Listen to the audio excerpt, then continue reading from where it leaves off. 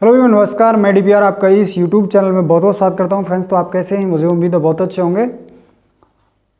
तो देखिए, यहाँ पर ये दो बोर्ड मैंने लगा के रखे हैं। इसमें बहुत सारी इन्फॉर्मेशन आपके लिए लिख के रखी है।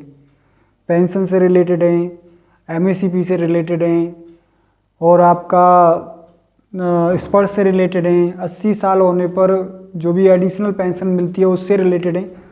बहुत सारे क्वेश्चन हैं, बहुत सारी जानकारी है। तो वीडियो बहुत ही नॉलेजेबल होने वाली है, इन्फॉर्मेटिव होने वाली है। तो आप प्लीज़ चैनल को सब्सक्राइब और वीडियो लाइक कर दें। सबसे पहली खबर है कि स्पर्श में मैसेज आ गया है 1 अप्रैल को। जो पेंशन आएगी वो 46% डीए के साथ आ रही है, उसमें 50% डीए नहीं आ रहा है। जनवरी फरवरी मार्च का अलग डीए एरियर आएगा और पेंशन आएगी आपकी। वो जो एरियर आएगा वो पेंशन आने के बाद आएगा, पहले नहीं आ रहा है। इसके बाद में 16 साल में 3 दिन कम है, तो क्या मुझे एमएससीपी मिल जाएगी, और मिल जाएगी तो कैसे मिलेगी? देखिए फ्रेंड्स, जो एमएससीपी है वो उस पर सबका हक है, लेकिन किन के लिए?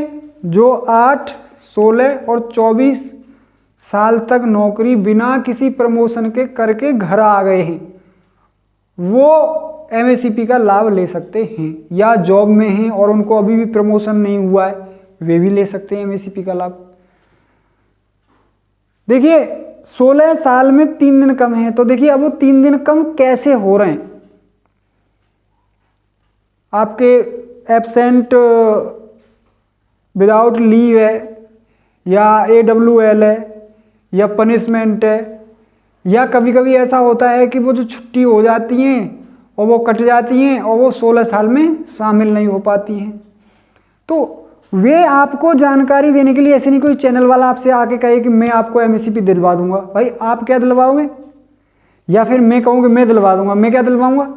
नेम से बाहर तो मैं भी नहीं दिलवा सकता, और नेम में रहकर आप भी ले सकते हो। रूल क्या कहता है कि आप लोग पहले वकील से मिलिए, जो इसका काम करता हो।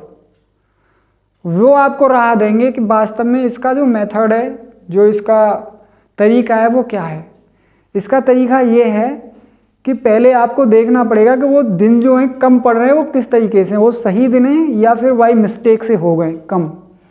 2-3 दिन हो गए हैं तो देखिए, ऐसे उनके पास प्रूफ होते हैं, ऐसे सर्कुलर भी हैं जो कि आपको एमएससीपी का लाभ दिलवा सकते हैं। एमएससीपी का लाभ मिलने से बहुत ही फायदा होता है।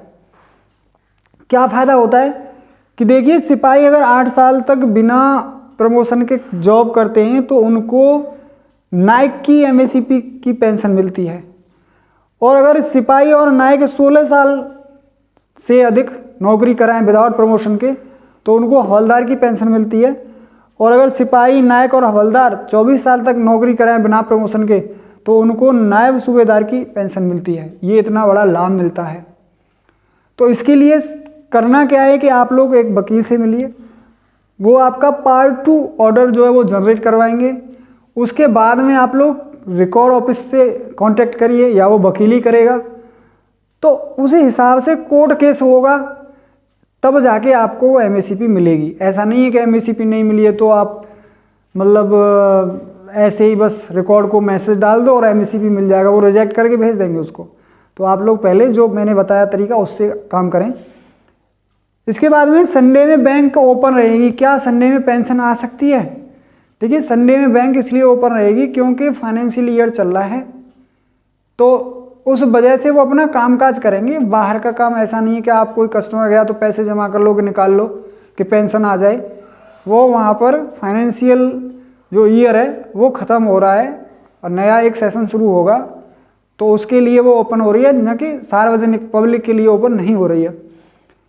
एक प्रश्न आया है कि 80 एज जब शुरू होती है तो तभी से एडिशनल पेंशन 20% मिल जाती है, या 80 की एज होने के बाद मिलती है? तो मित्रों, यहाँ पर मैं आपको बता देना चाहता हूँ, कुछ सर्कुलर का मैं साक्ष्य दे रहा हूँ। सर्कुलर नंबर PCDA का सर्कुलर नंबर है 397 और 497। इन दोनों सर्कुलर नंबर को आप लोग पढ़िए, देखिए उसमें क्या लिखा हुआ है। उसमें लिखा हुआ है कि आप जब आपकी कंप्लीट 80 हो जाती है, होने के बाद 81 से जब आपको पेंशन मिलेगी तो उसमें पहले महीने से आपको 20% पेंशन बढ़ के एडिशनल पेंशन मिलेगी, आपकी पेंशन का 20% बढ़ के मिलेगा, ये रूल है।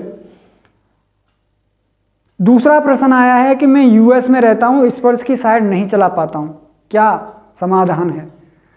तो देखिए, पहली बात तो आप यूएस में रहते हैं तो आपके पास एक इंडियन सिम होनी चाहिए और आपके पास वीपीएन जो सर्विस है वो एक्टिवेट होनी चाहिए।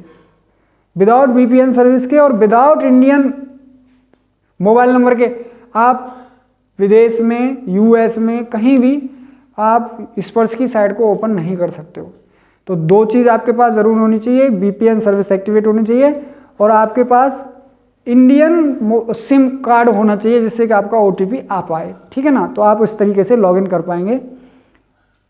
इसके बाद में एक और प्रश्न निकल के आया है कि जो CABS और DSSB में अगर मैं डेट ऑफ बर्थ सही करवाता हूँ तो उसके लिए क्या करना पड़ेगा?